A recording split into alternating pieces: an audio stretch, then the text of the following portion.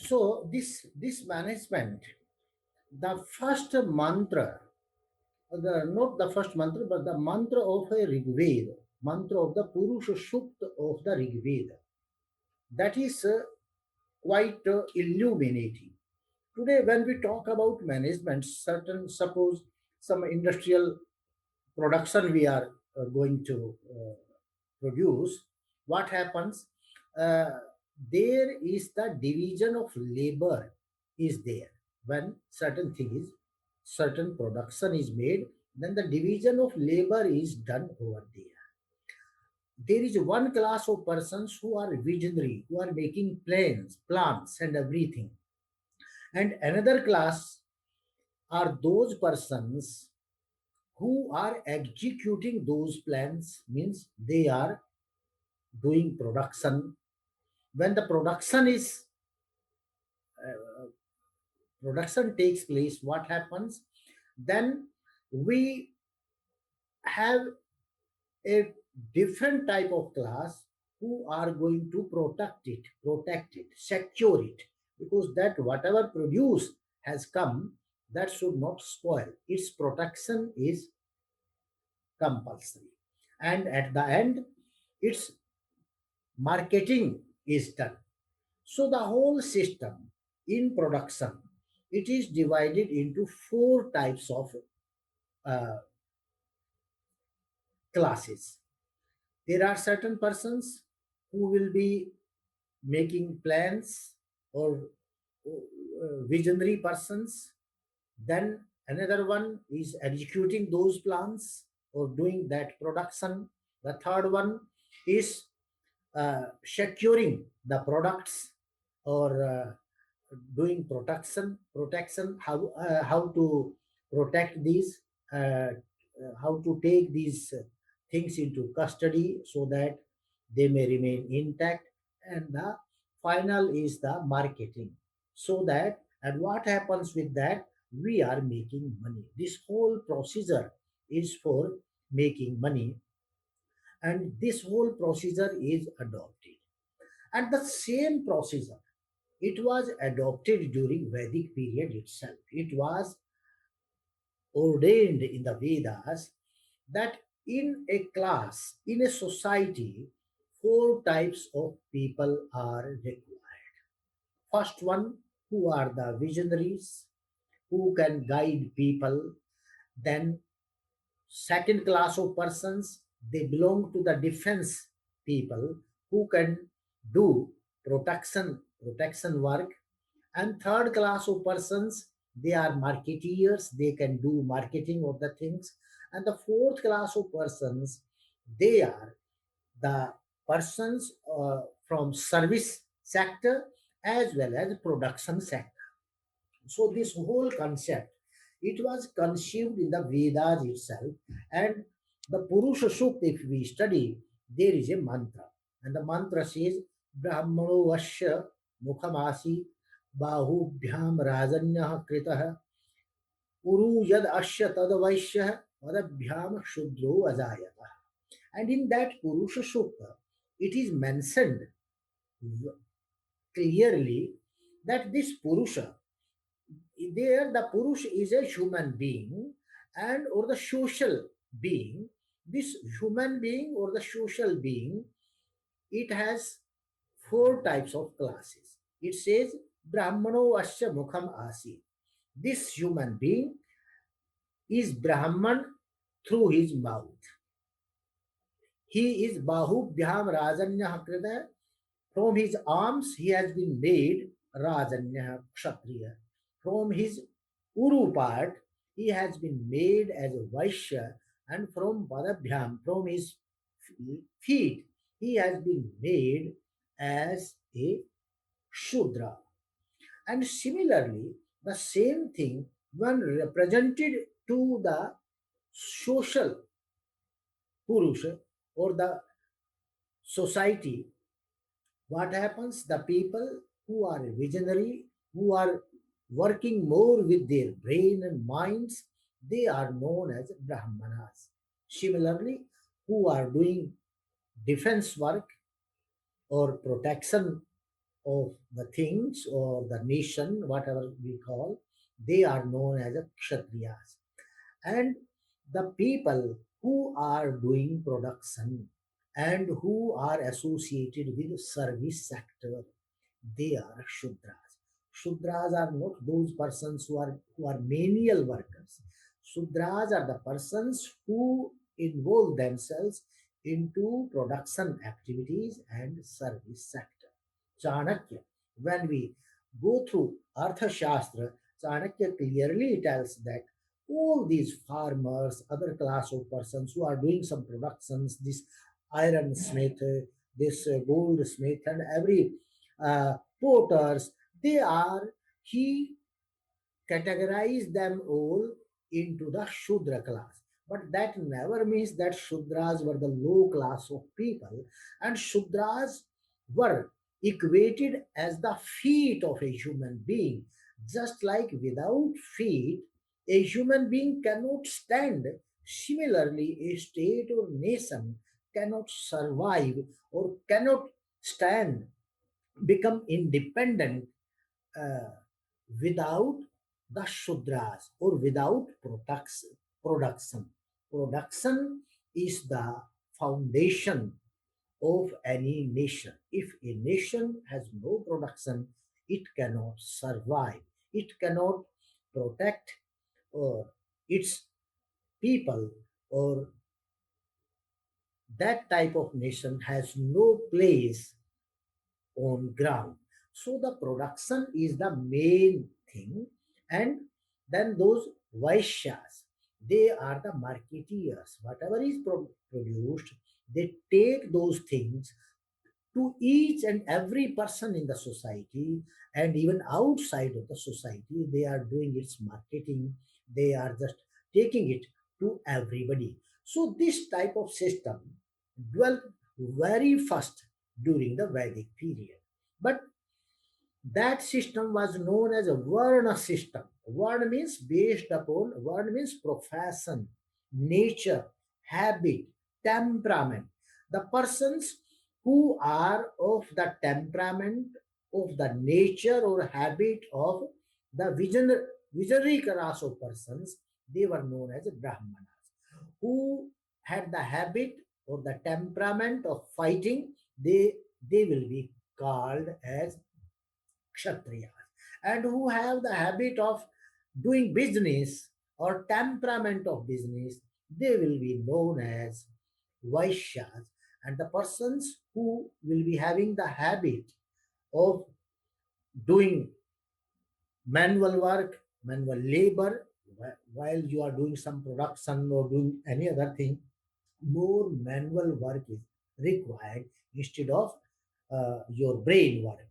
Once the skill has been given, then from family to family, people are carrying those skills and they are materializing, executing those skills in doing productions of various types. So, this type of system was based upon the person's uh, temperament, his merit, and his ability. But due to with the passage of time, some evils, they came in the society, and the people started identifying this Varna system with the caste system, although caste is a different thing and Varna is a different thing. So in the Vedic management, when we talk about Vedic management, it has its four pillars. First one is the Varna system, the Varna Vyavastha, Varna management. Word management was based upon the classification of human beings according to their attitudes, according to their temperaments, according to their merit. And second is the ashrama vyavastha, management of the ashram, compartments. A human life, a human being has to pass through four compartments so that he may contribute his might to the society, to the development of the society, advancement of the society, as well as he may elevate himself to the moksha. So, the second pillar of the Vedic management was ashram system. And the third one was a yoga. Yoga is not in that sense of yoga in doing meditation, pranayama, ashtanga yoga, raja yoga. Here, yoga means apraptasya praptir yoga. Whatever is said in Bhagavad Gita, yoga kshema. Yoga kshema, there are two words. Yoga means apraptasya prapti. Whatever is not with us, just to attain it, just to achieve it, whatever is lacking in the society, just to procure it, that is yoga. Then kshema, praptasya rakshanam, whatever has been achieved, just to protect this, so that it may be utilized by the society when the time comes. And third one is the purushartha. Purushartha, what is Purushartha? Purush means human beings, Arth means purpose. The purpose of the life of a human being. Whatever activity you do, it must have some purpose behind it. Just like in Sanskrit, there is a saying, Prayojanam anudishya murkhu api na pravartati. If there is no purpose, then even a fool will not come forward to do any act. Means if there is some motive, some objective behind or purpose behind, then even everybody will come forward to act. If there is no objective, there is no motive, even a fool will not come or will not act. So the purpose is the main thing. What should be the purpose? What should be the purpose of the commercial activity? What should be the purpose of industrial activity?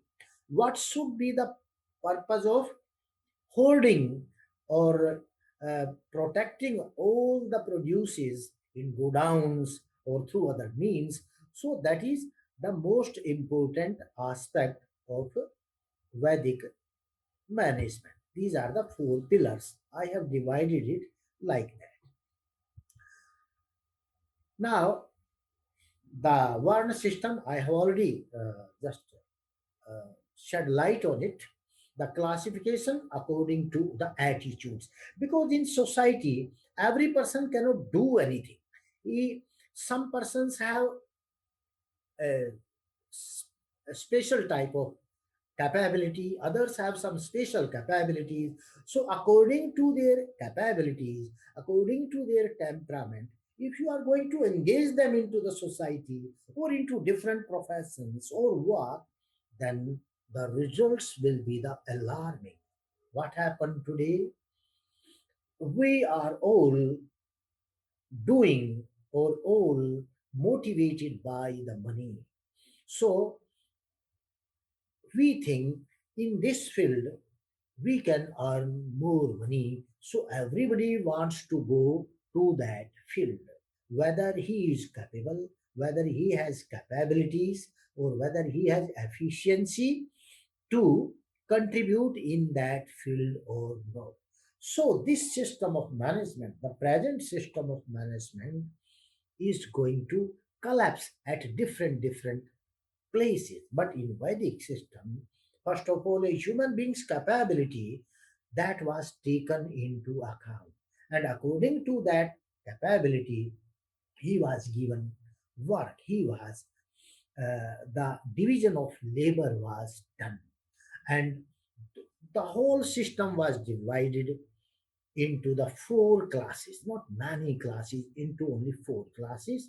The visionary persons in the society, then the protections who were giving protections to the things, and the third one who were marketing the things, and the fourth one is the producer, is the Shudra. So this whole system was one of the pillars of the Vedic society. And even in any management system, if you are going to assign some duty to a person or some job to a person for which is not capable or suitable, then you won't be able to get the good results. So, just to get good results, you will have to assign duties or the jobs to persons according to their capabilities, according to their merit, and according to their nature, temperament. That plays a great role. If you don't have the temperament of doing business, you will be a failed businessman. If you don't have a temperament uh, to visualize certain things, to do some brain work or visionary work, you cannot be a successful person. So, the Varna system was one of the pillars of Vedic management. And the second one is the ashrama system. Ashram system, because a human being has to undergo into the four ashramas, because at different stages of life he is going to contribute to the society different things, because the time and place plays a very pivotal role for your contribution. At certain age you can't do those works which you can do in the young age. So the human life itself, just the whole human life itself, is a management. It has been managed in a very beautiful way through four compartments of the life. The first one is known as brahmacharya. Brahmacharya means just to attain moral, ethical values, just to attain knowledge, skills, expertise, the whole time. The prime years of the student's life, of a human being, they were devoted to the studentship, or just to learning whatever skill he, according to his nature and temperament, guna, karma, and swabhava, profession, he is capable. Those skills were introduced or administered to him. So that is known as brahmacharya. After that brahmacharya comes the grihastha life. He becomes a married man. He can lead a married life, and during that period, his family duties he is performing, carrying out. And while carrying out those family duties, in fact, the entire system that is prevalent today, that is based upon the grihastha life itself. That is why in a Vedic period, in our Smritis, it has been said the grihastha is the basis of the foundation of all the four ashramas. Without grihastha, no ashram can survive. No brahmacharya ashrama, vanaprasthora, sannyas, they cannot survive, because in their root, grihastha ashram is there. So all activities, or all what we are saying in the name of Vedic management, modern management, that hovers around this grihastha life. When a person becomes expert, he joins some job, or he starts doing work, or earning, you can say he starts earning his livelihood, and that is his family duties. It's a grihastha. A grihastha is not performing only his family duties. He is performing his duty towards the society, towards nation, and towards other ashramas also. In ancient period, uh, uh, many of you must be knowing that these gurukulas, or the education system, was a social subject. It was not the state subject. The people from the society, they were sponsoring the schools and colleges or the gurukuls.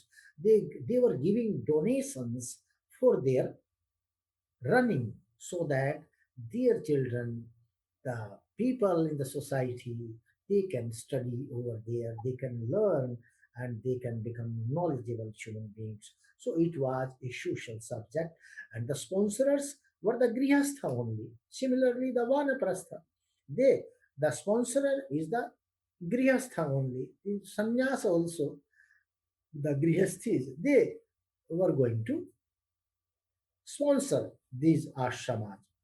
So Vanaprastha, what is Vanaprastha? After doing all these earning activities, na, money making activities, doing production, serving society, and the third ashram, a human being, he was managed as a Vanaprastha.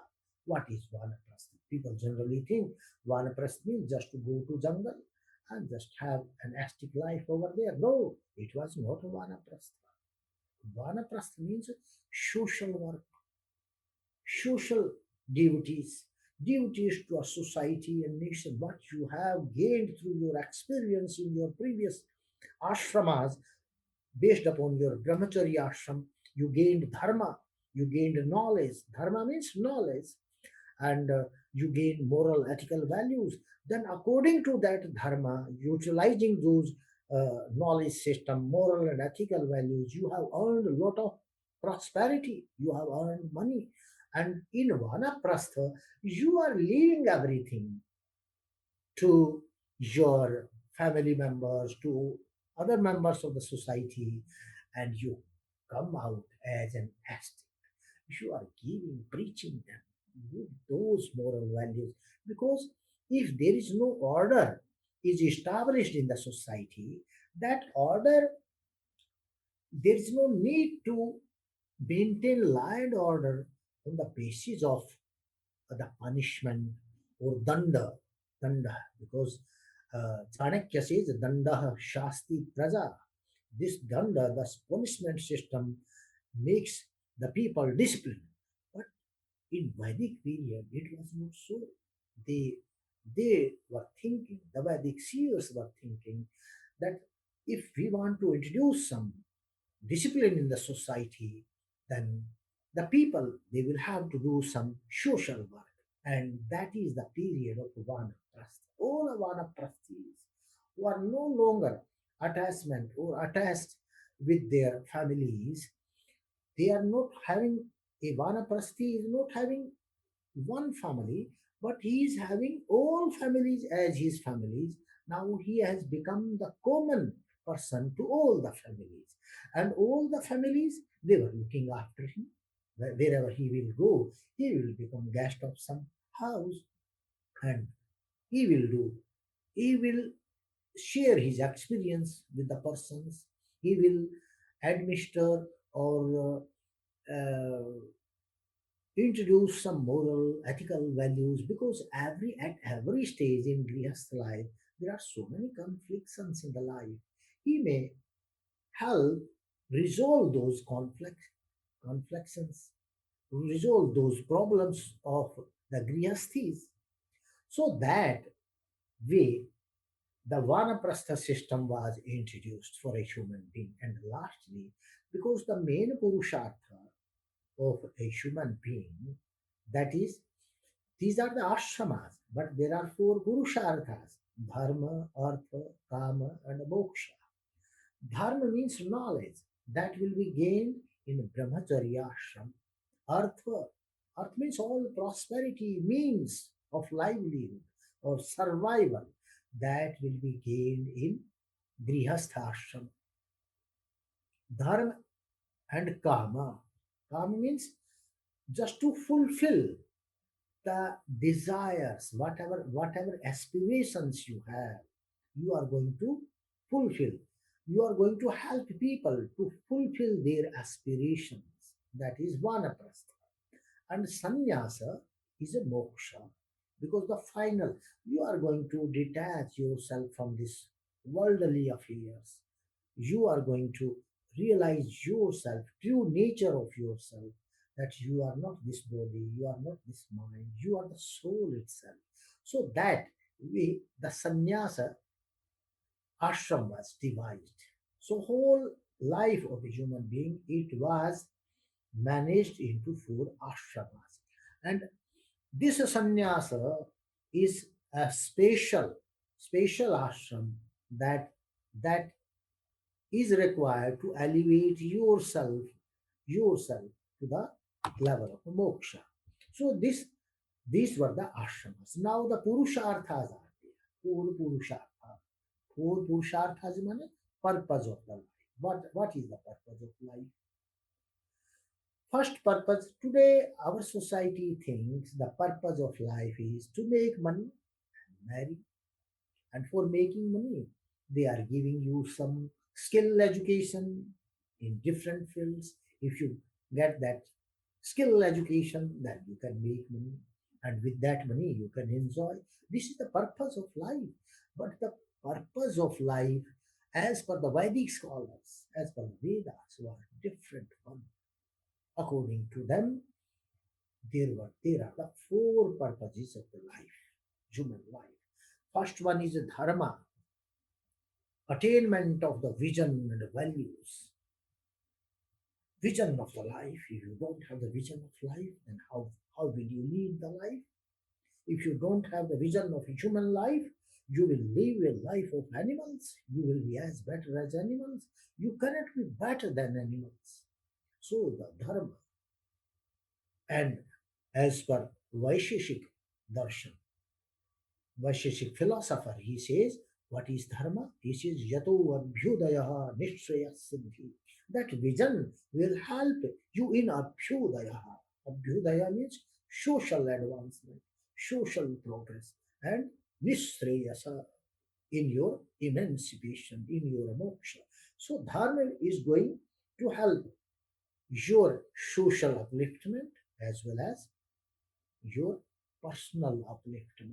So that is the main purpose of human life.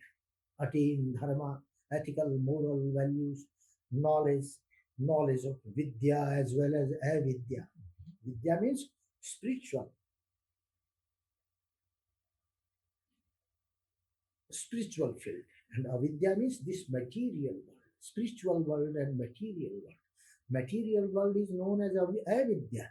Avidya doesn't mean ignorance. Avidya means the knowledge of the material world, and vidya means knowledge of the spiritual world. So the knowledge of both the worlds is essential. After that, artha. Artha means attainment all the means that are helpful to you to live a life. All those beings are arthas. You, the Vedic philosopher says, the Vedic seer says that you should attain all the means of life.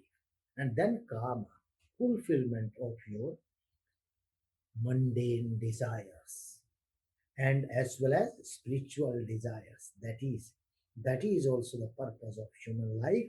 And at the end, moksha. Moksha means emancipation.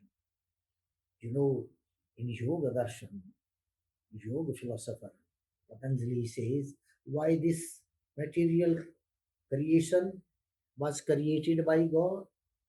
Its purpose of this material creation was this material creation is for the bhoga of the soul, means enjoyment of the soul. And after enjoying these material things, the soul will be able to realize that this material enjoyment is not the ultimate one. There is another enjoyment. There is the lasting happiness is not going to come through this one. So it the soul will realize it. Then the soul will move towards the self-realization, the realization of Brahman, and that is how the moksha is attained. So that this was the one of the pillars of Vedic management system. And the fourth pillar, as I told, yoga. Yoga means this is a marga, this is a way, this is the path. And this yoga marga, this path, it has three main constituents.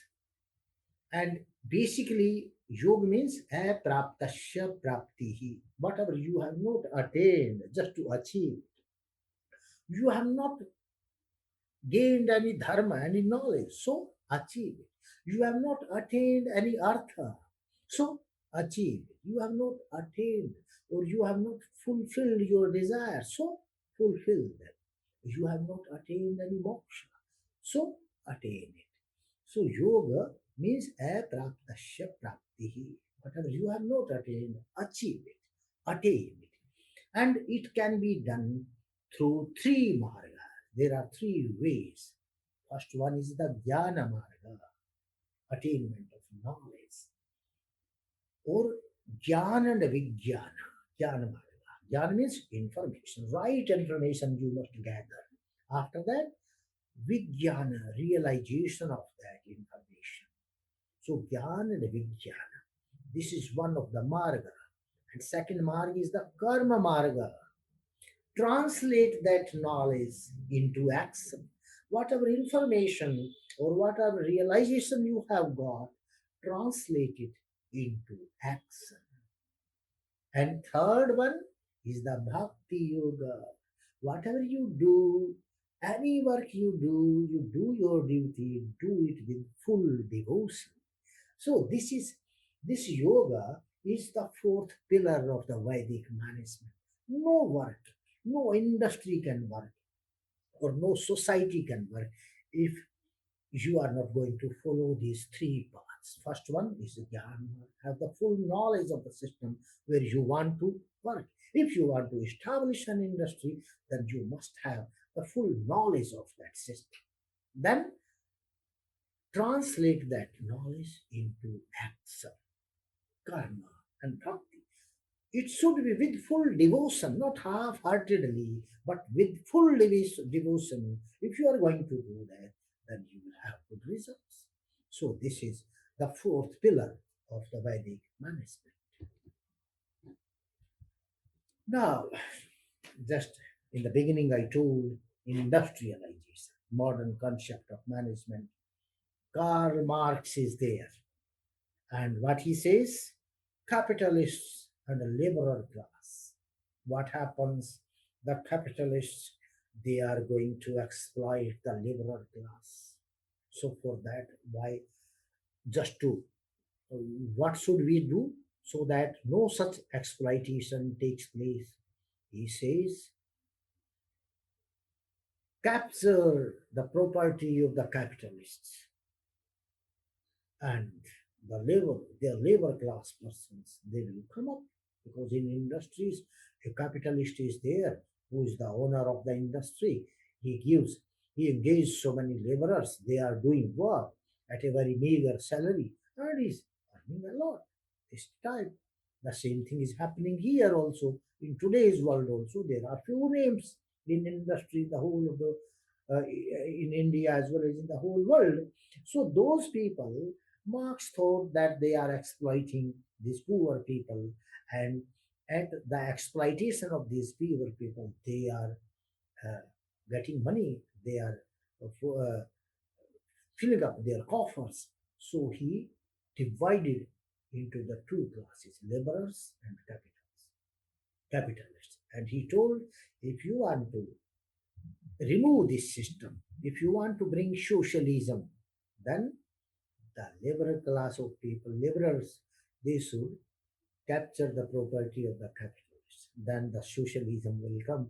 But that way, the sanghars, struggle will be there, as Darwin says, survival of the fittest.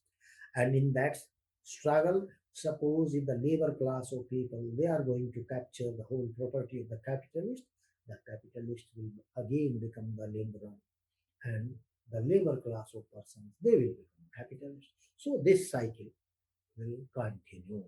So in the modern industrial system, in the modern concepts, this is not a management. This is not a management. This is something mismanagement or the chaos or the anarchy.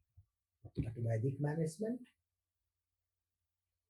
it's a universal concept applicable in all times and all places. It's not just because the industry has developed, industrialization has taken place, so the concept of management should be introduced. No, it is not like that. It is a universal one. The management is there even in the origin of the cosmos, origin of universe. There are the laws, Rita and Satya. According to those laws, this creation is by those laws, this creation is going to be governed. Similarly, in the Vedic management system, prevalent lakhs of years before, this Vedic management system, it prevailed lakhs of years before the modern industrialization. These are some features. Management was required even in the creation of universe and human being. Even when a human being also born, the management is required. Just to handle a human being, the management is required. So that is the most important issue. These are the salient features of the Vedic management. The universal, the first I talked about, it is a universal concept. It's not some situational or circumstantial concept. Oh, now industry has come, so this management should evolve. The concept of management should evolve. No, it is a universal concept. What is principle of parallelism is there in Vedic system. The principle of parallelism is there. Vedas says, Yad Ande Tad Brahmande. Whatever applies to an individual, the same applies to the society and the whole universe. The same system, because there is a parallelism at individual level, at social level, and at the cosmic level. Just I refer to one of the examples of the Rig Veda from Purusha Sukta. There the Purush is the individual Purush, there the Purush is the social Purush, social personification of society, and the personification of Brahmanda Purusha, universe. Universe personified, society personified, and individual. It applies to all the three levels. So you cannot apply one thing at one level and another thing at another level. According to the Vedic system, if there is some law, it will apply throughout the whole system, whether there are living beings or non-living beings, whether there are material things or immaterial things, it will equally apply at all levels. Remember, Vedic parallelism. Just I quote this uh, Rigveda mantra in the very first beginning, Brahmano Vasya Mukhamasi Bahubhyam Rajanyah Kritah Yaduru Tadasya Vaishya Vadabhyam Shubho Vajayatah. It is applying to the human body itself as well as to the society also. And what is the most important thing? In in modern management, you are giving a training to the persons who are engaged into different activities of production. So the training is the most important thing. But in Veda, during Vedic period, in the Vedic system of management, the training was not given only for that purpose to a human being or just to develop his skills to produce a particular thing, but training was given to a human being just to develop his whole personality itself. And today, what we are doing in the modern system, we are doing the sanskara, refinement of the material things, just like the crude oil. Take the crude oil, you refine it, and that crude oil will be utilized into for running cars, motors, aeroplanes, industries. But during Vedic period, not only the sanskara of the material thing, but the sanskara of the human being was the primary, was the priority, was the primary necessity. It was essential that first the sanskar of a human being should be done.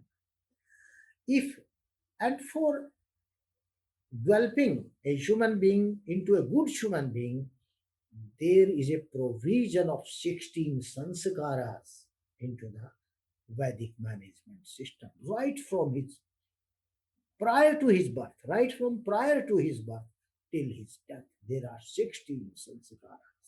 And Veda says, if you are not going to do sanskar of a human being, he will be an animal being. He will be a beast. He will be a terrorist. He will be the bloodshed. He will spread bloodshed and he will be a criminal. So, just to make him a real human being, you must do, give him, you must do the 16 sanskaras. These sanskaras are the processing of a human being, just like we do the processing of the things, just to produce so many essential commodities. Similarly, just to produce a good human being, the processing is necessary. And what is sanskara? The Veda says, the mantra says in Manusmriti, it says, Janmana Jayate Shudraha. A human being is born as illiterate from his birth.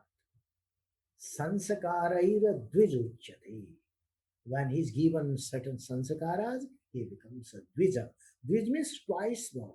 His first birth, he takes the first birth takes from the womb of his mother, but the second birth takes place from the womb of the teacher.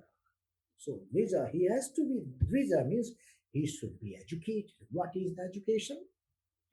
Sanskar means training plus value education. That's in modern sense. Sanskar means give him skill trainings as well as value education. That is why dharma, this value education is known as dharma. Manusmriti, the great Manu says, Dhriti Kshama Damo Asteyam Shaucham Indriya Nigraha Dhir Vidya Satyam Akrodhu Dashkam Dharma Lakshanam. Just to have patience, just to forgive others, non-violence. All these are the dharmas, vidya, asteya, brahmacharya, observations of the celibacy, and non-hoarding. These are all the dharmas. So, value education, dharmic, it's not religion. Dharma, in Veda, dharma never means religion. Dharma means value education. That is required. If you are if you are producing doctors, but you are not teaching them the professional ethics, what will they do? They will sell your liver, your kidney just to make money. They will engage in all such activities which are not suitable, which are not becoming of a human being. So the value education is must. Modern science emphasizes the sanskaras of material objects. Do not think about the sanskaras of human beings. Only training aspect, but the moral education is lacking. Vedas sanctions 16 sanskaras. And what you know, why the sanskar is essential? Because these whole 10 dharma, 10 lakshan, 10 lakshanas of dharma described by Manu, they have two things. And these two things, they are first set is the self discipline, discipline for yourself. And the second set is the social discipline. So dharma is both, not only the morals, ethical values, discipline, just to discipline yourself and the discipline of the society, social discipline. And in Yoga Darshan, this self discipline and the social discipline has been very beautifully described. The yoga philosopher says yamas and niyamas. What is yama? What is niyama? This yama means a social discipline. If a person doesn't have any social discipline, how can he work in a group? How can he work in an industry? And he can be an asset to the industry because he doesn't have any those social discipline. And what are those social disciplines? What are those five yamas? He says ahimsa, satya, asteya, brahmacharya, aparigraha, yama. One should be a non-violent person. Non-violent through action, speech, and man, vachan, and karma. In thought level also, you should not think to do any violence against anybody in your thoughts. From your speech, from your words, you cannot talk, use abusive language. That is also violence and actual violence. You cannot do. So until and unless a person has got the education, training of non-violence, how can he be fit in any management system, in any system where the production is made or where the education is done or anything you are doing? He cannot be a good person. He cannot be a good contributor. And second one, social discipline is satya.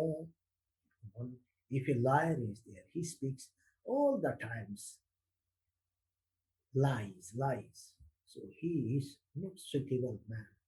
He's not meritorious man. He doesn't have those that efficiency. Just to speak truth is the great virtue that has to be. A person has to be trained that never tell lie, whatever happens.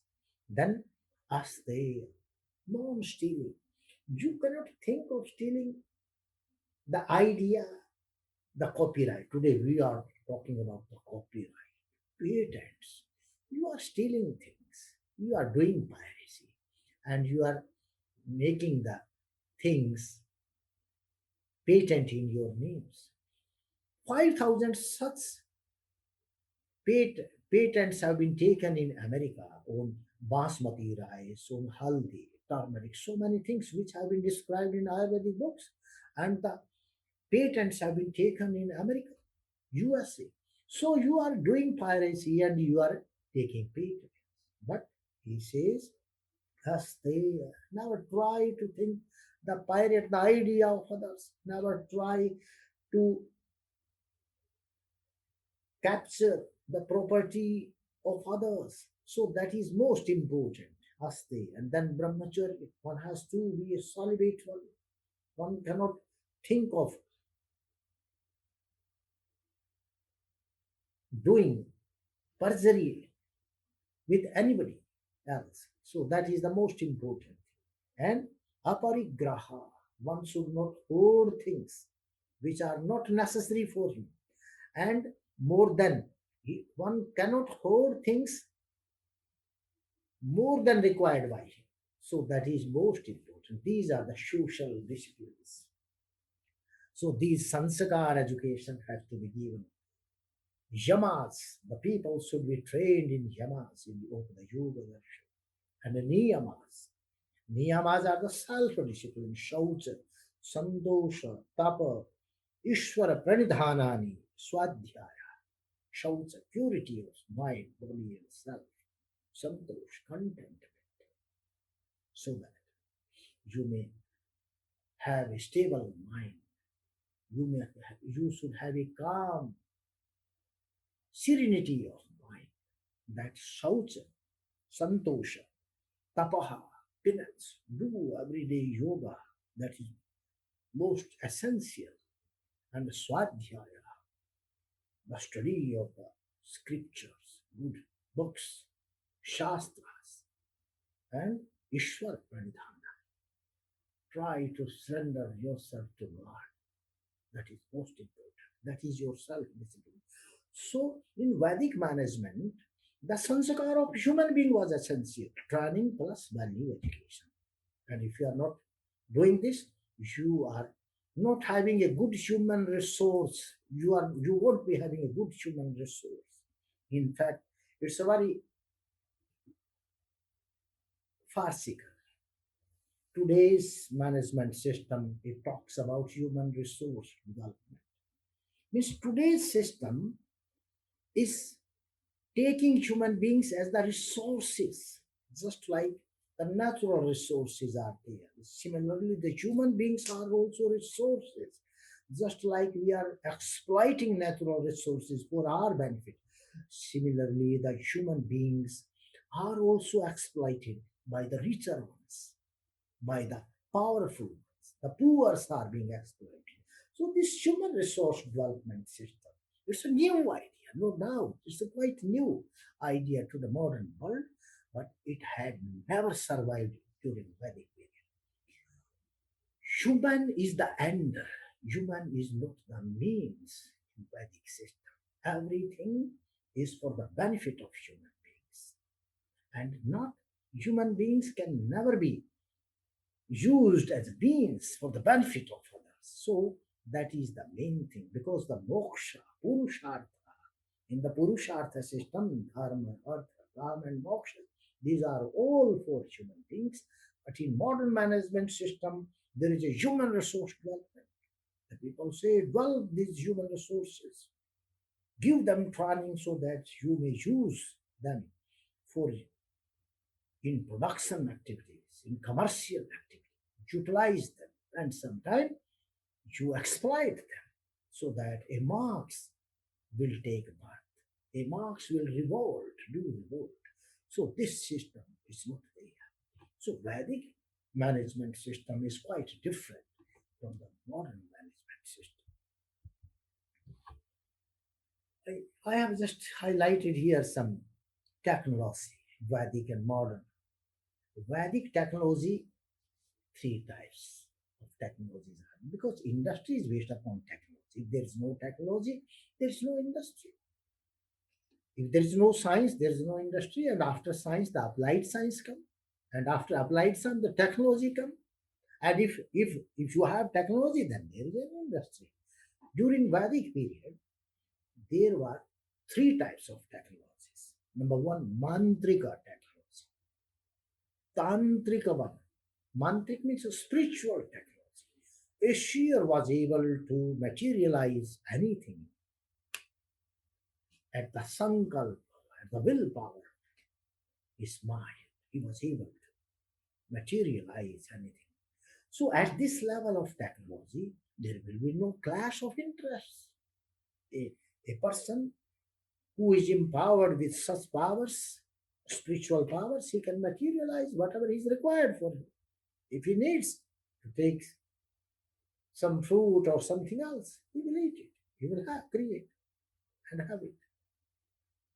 If you want to go to the travel, you want to do some space travel, he will fly in the space and he can go to any globe. If you want to see certain things at a different planet, he will see it through his divine eyes. So there is no material things used for that purpose. And second one is the tantrika technology. Certain divine powers, if you achieve, not those spiritual powers, absolute powers. It is certain divine powers you may use, but all these technologies, they are the individual level. They are individual based. No other person is required for developing such technology.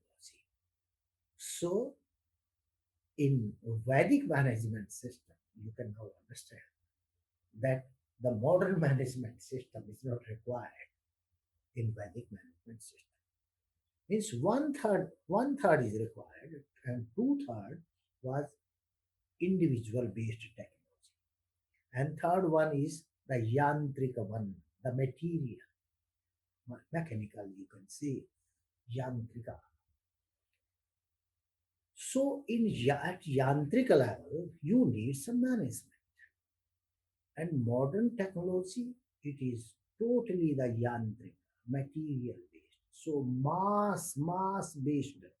Yantric means mass based. Lot of people will be in India.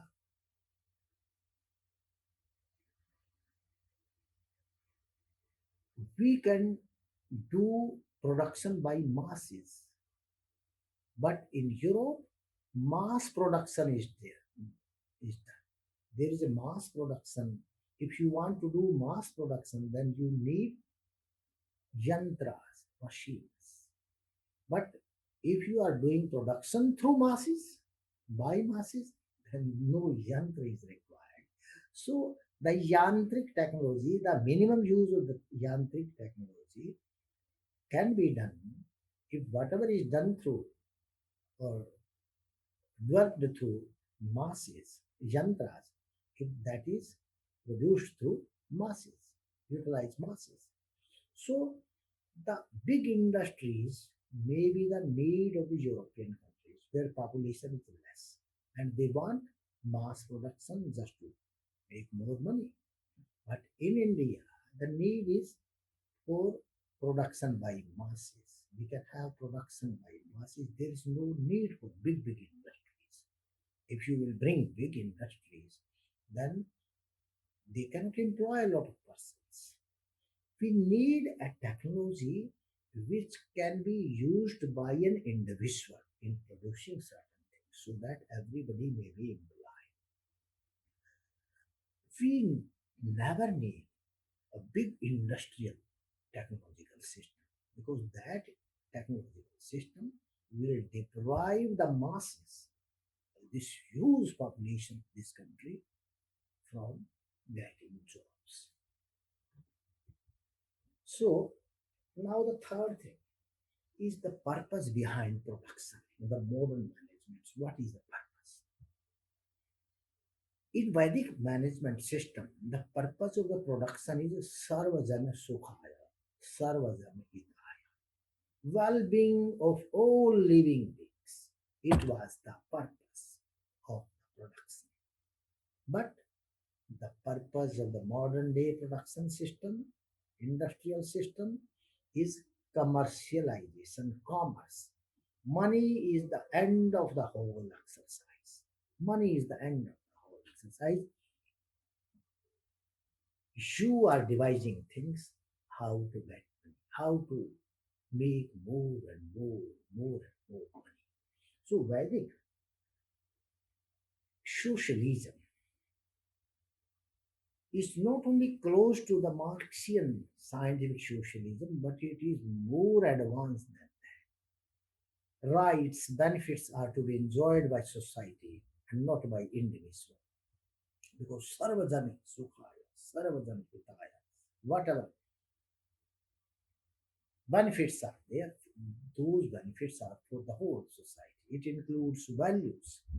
In Vedic socialism, the value system is included, but Marxian system doesn't have value system. It doesn't talk about values because a human being, if human being minus value is equal to animal. So value system is the most important and Vedic management system was based upon value system. And this value system is the dharma. So I often call it as a dharmic system, dharmic management system. It's not religious system, value based management system. You are not looking for making money only. You are taking care of those persons who are engaged in that, so who are helping you to make. They are looking after you because they are helping you to make money, but you are not looking after them. That's wrong. You should look after them, and they look after. So each one will look after each other. The Vedic system, there is one good concept, Parupakara. Parupakara means there is a one system, the modern scientific system, the Marxian system, the Darwin system. It says survival of the fittest. There is a struggle, and the survival is the fittest. Among in that struggle, a person who is the fit is going to survive. Others they are going to perish. And there is one more advanced system that is Buddhist philosophy. It says live and let me. You also live and let others also live. But the Vedic system is far more advanced. The Vedic management system. It says live and help others to live. If these values are not introduced in the management, no management can be called good management. There are so many words have been coined. Humanitarian values, all these things, but nobody is applying. No, nothing is required if this whole Vedic system is adopted. Absolutely. So different purposes have different effect. I just want to say. When I say Sarvajan Hitaya, Sarvajan Sukhaya. What will happen by this purpose, by this objective? The peace will prevail everywhere. Because Sarvajan Hitaya, Sarvajan Sukhaya. No activity will be carried out by any industrial magnates just to spread population. Everything will be population free. There will be the peace everywhere. Because when the population is no, when the pollution is there, pollution. When the pollution is there, pollution is not for sarvajana hitaya. It is not useful for all the persons. So there is a different effect of the different purposes. If you have different targets, there will be different results. If you have targets sarvajana hitaya, you won't carry out any such activity. For these governments will not allow people to carry such activities as create pollution, has spread pollution. And this mantra, Shanti, Dev Shantirantarikshabvam Shanti, Yathavi Shantirapa Shanti. So this mantra, it will be the leader of the society. Everywhere peace. But now, everywhere anarchy, everywhere hooliganism, everywhere revolts, everywhere terrorism. You cannot live in peace because you don't have those peaceful purposes of the life. You don't have sarvajana hitaya, sarvajana sukhaya. You have a purpose for me. Let me make money. Let me enjoy myself. Let me exploit others for my good things. So competition for commercialization. And everybody is competing. There is a competition. May not care about the ecological crisis and have dwelt in the form of depletion of ozone layer, pollution of various kinds. So there is a competition of commercialization. In that competition, you will forget that you are doing ecological crisis. Health hazards. All these chemical industries are the health hazards. You are not caring about. You are inviting summit after summit, Earth summit, that summit, you. But nobody wants to withdraw himself or herself from activities if they are going to be benefited by them commercially. They don't think, they don't have the brain that the spiritual benefit, the health benefit, the physical benefit is most important than this financial benefit. So, this is the here I just want to compare Vedic versus modern.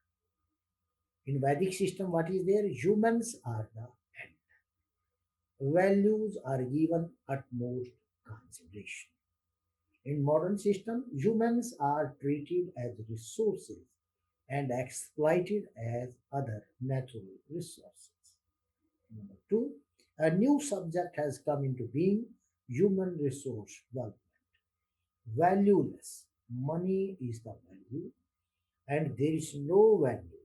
Ethical, moral value are absent, but a new value has come: money.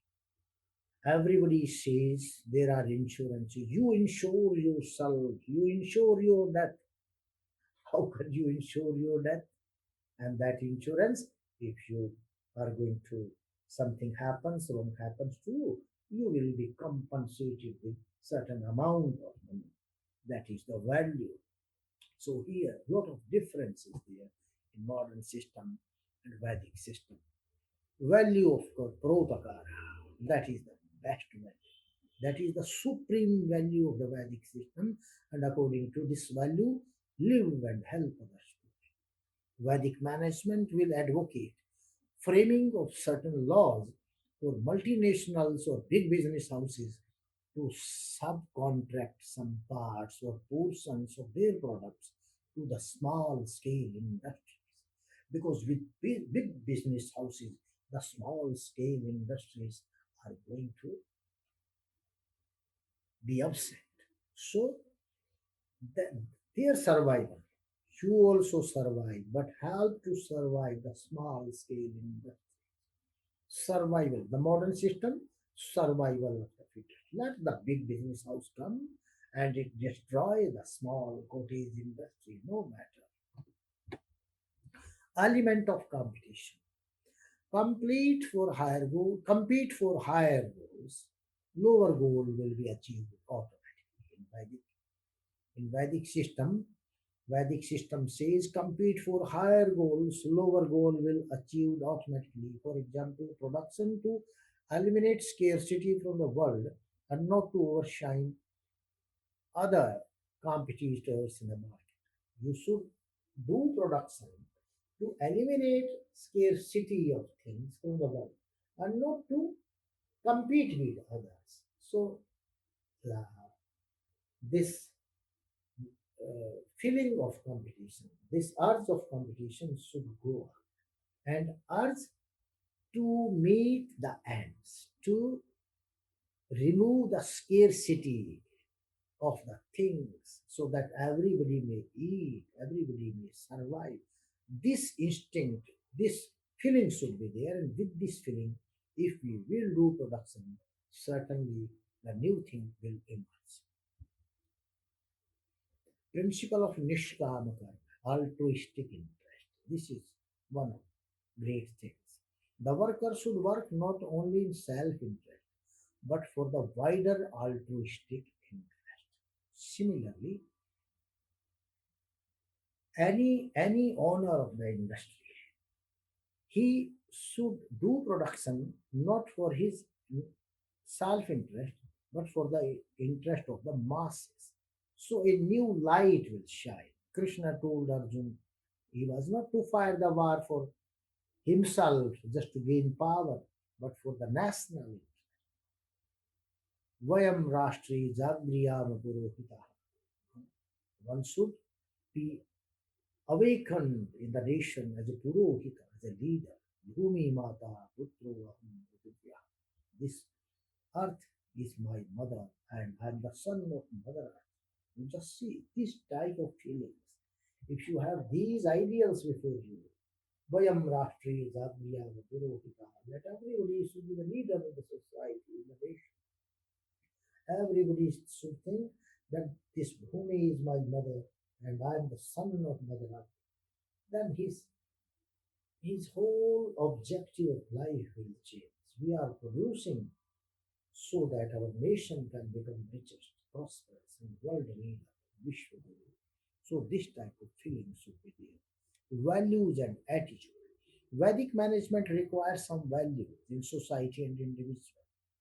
Ayam nijah puruviti ganana lagu chetasam udara charithanam tu vasudhaiva kutumbam. This value, vasudhaiva kutumbam. If somebody is dying of hunger in Ethiopia or other African countries, these also are brother. Whatever is excess with us, we must transfer that thing to them. So this type of feeling should be there. Atmavat sarvabhuteshu yapashyati sapashyati. These are the value systems. Atmavat sarvabhuteshu. A person who thinks others just like he himself is, that is also one of the value systems. Motivation through values. In Vedic management, values are the source of motivation. One can increase motivation by inculcation of the values. Modern management is value free. There is no value. Here, values are the source of motivation. But there's no value, so there's no motivation. Varna dharma, to do assigned duty seriously.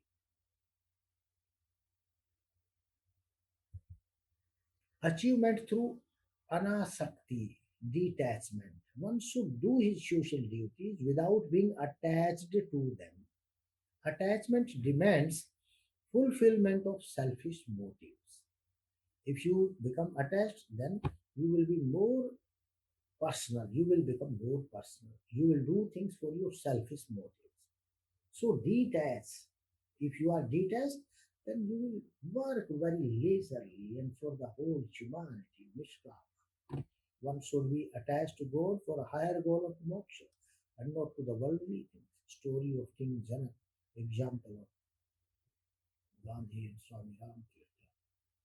Qualification of an individual. In Vedic system, a citizen was called a Rati. Rati means who contributes to the nation. And difference between the citizens shows the dominance of the opulence and the Rati. There were two types of the citizens.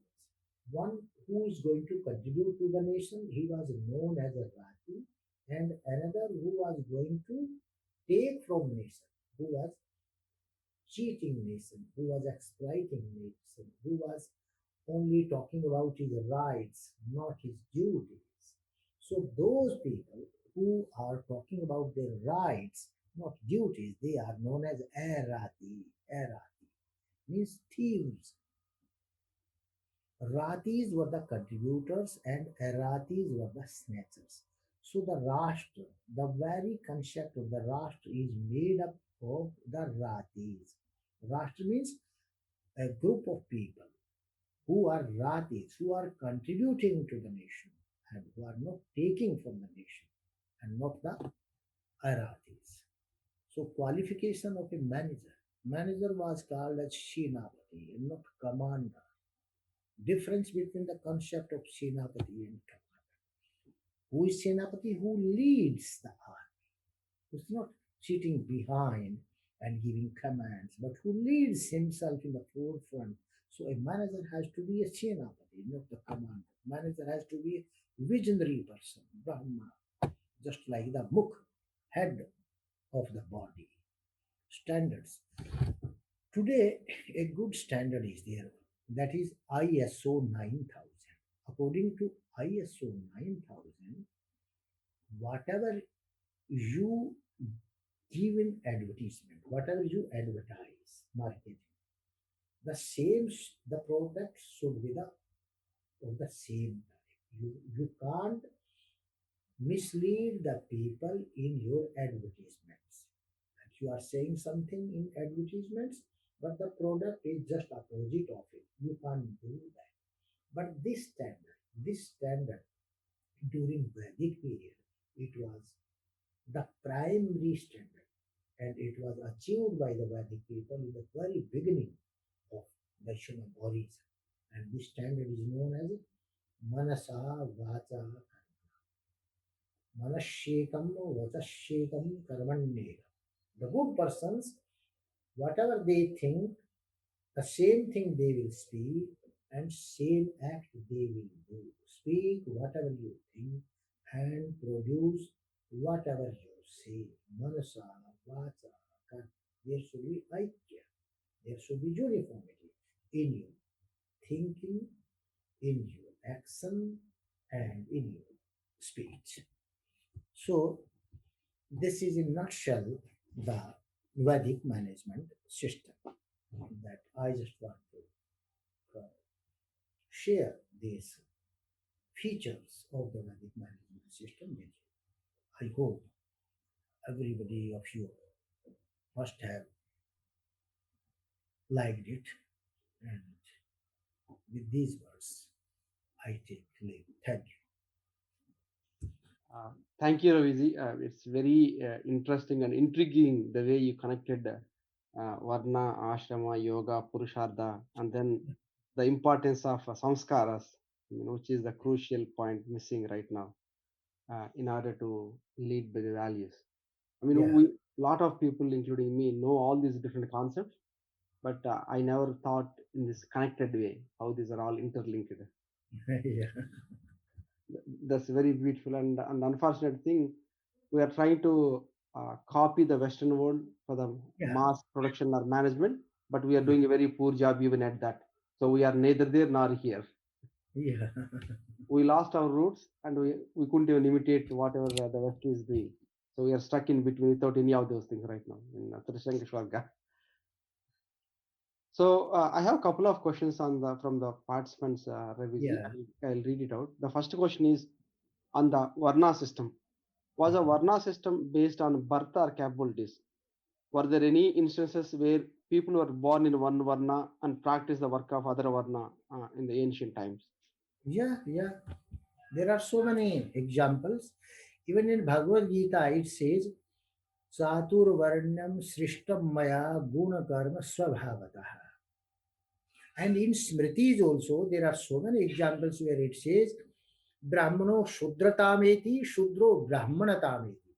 If you have, if you are not going to uh, have those values which are suitable to a Brahmana Varna, then you will fall down to the Shudra level. So, in fact, it is the motivational stage that you should uh, go forward so that you may achieve moksha. It has never been a rigid system. Only during British period and during this Muslim period, some rigidity came. More you have seen that this Vidura, just like Vidura, Dharma Vyad, and so many scholars, they were quite, you know, considered or respected as scholars. Yeah, so that is the second question actually. When was the caste system introduced and by whom, as there is no mention of it in Vedic system? Could you please throw Yeah, some light on this topic? good question. Because this caste system, it was introduced very recently, means during Mughal period itself. Mughal period itself. And Britishers, they emphasized upon it more. Britishers just to strengthen it. And it was introduced during Mughal period itself. What happens?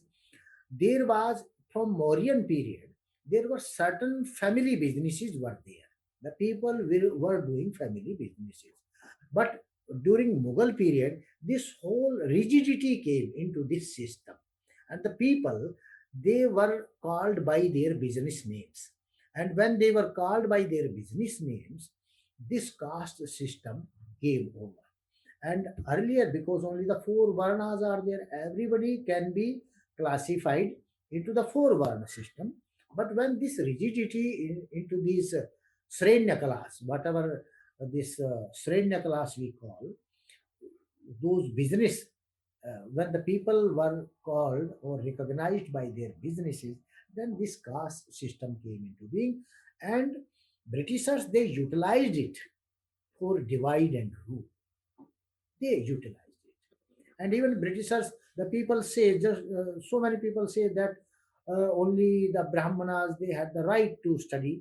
But the surveys of the Britishers, William Adams, this old Britishers in 1835, so much survey of the education system of India was done, and he tells there that there are some 7 lakh villages in the whole country, and every village has a one or two schools. So, according to that survey, during 1835, 95% people were educated. Even there were Gurukulas of the women. This is not I'm saying. The William Adams, this old surveyors, I have those reports. They are saying this. So this is a misconception introduced by Britishers, and they utilized this rigid system just to divide the people so Got it. that they may rule over this country. And one last question, Raviji. Was wealth accumulation allowed as per Veda? Mhm. Was wealth accumulation allowed as per Veda? Yeah, means you can earn wealth, but aparigraha is there. Means you cannot hoard the things which are not required for you. Suppose your requirement is 100 kilos rice, but you are hoarding 500 kilo rice. That's wrong. You cannot hoard, but you can make money. That's not it. Because in so many mantras also, the prayer has been done that we may become rich, we may uh, earn money, but that money, the purpose of that money, in Vaishya system, Vaishyas, they were representing the money hoarding system. But whatever money they were accumulated, they were doing it. No more and more charity they used to do, so that the money hoarded by them or accumulated by them from the masses may go them again, may be distributing. So there was a dan, charity. Charity was always appreciated. In Vedas also, dan stuti mantras are there. The Vedic Rishi says you must donate, you must do charity, because whatever you are hoarding for yourself, because that's not useful for you now. That has become excess with you. So you give it back to the people.